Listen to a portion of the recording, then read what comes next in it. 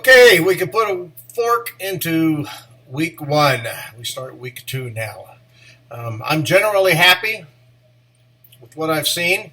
A lot of you got the hang of doing your discussions. As I said, the discussion groups are your participation.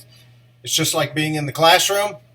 So seeing you in there often was the goal. You've probably seen my comments about not getting full points if you tried to shotgun it and do everything in one sitting. Some of you said, well, I did 4 posts. Yeah, you did 4 posts within about 20 minutes or 15 minutes in one day. And that's not participation. That's not discussion. Now, that's not to say I don't understand you have a busy life. I have a busy life too.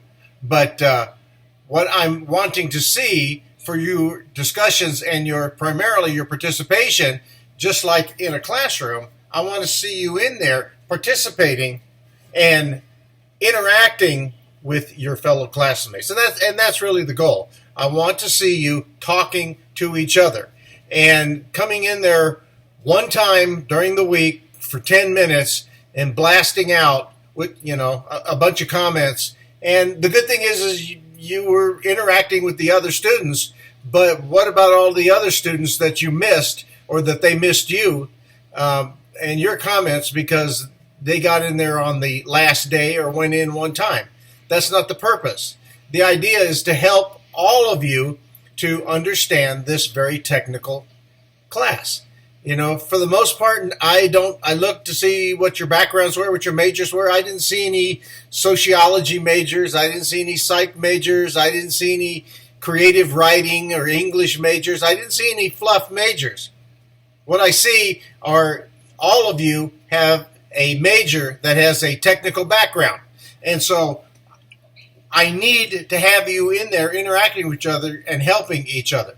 The same thing goes with my comments on the equation editor. Why did I harp on the equation editor? Why did I give you so many assignments on the equation editor? Because you're going to be using that equation editor to answer some of the problems that you're going to see in your assessments and or your exams. So I immersed you in the equation editor. Arguing with me about using or not using the equation editor is not going to get you anywhere. Okay, so you need to use the equation editor as I've been using it and doing this for in these particular classes almost 10 years, and I have the majority of people that get it.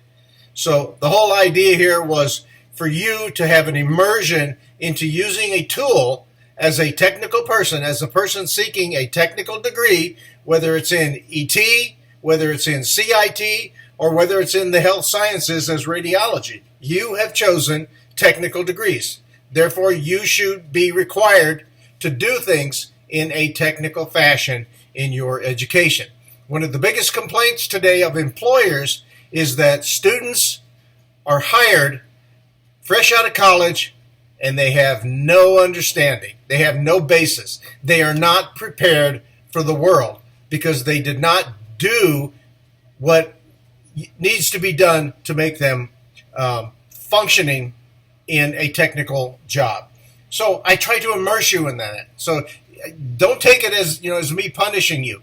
Take it as I'm trying to do what I can to prepare you for those types of jobs and career opportunities so the employer knows that you can write a report. Most of you are going to, at some point, have to write a report. And they're not going to want it handwritten and scanned or you take a picture with your iPhone. They're going to want it completed probably using Word and using the equation editor in Word. And I used to have my students use the equation editor in Word as well to do some of the problems. But now I've just limited it to the equation editor in Canvas, which doesn't have all of the functionality as the equation editor in Word, but at least it gets you in there and thinking about it. So what you're going to see now is cases where the opportunities are going to arise for you to create mathematical expressions and use the equation editor. So week 2, we're rolling into it.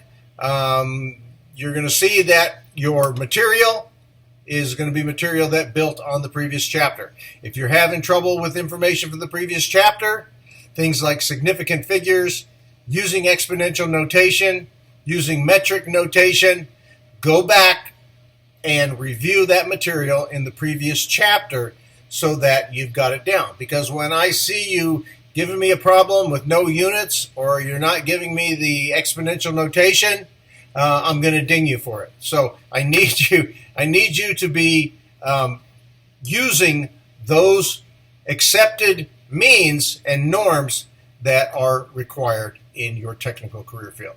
So let's hit chapter 2. Let's hit week number 2, learning module 2, and continue to grow and to succeed. You've got this. You can do it. I'll talk to you soon.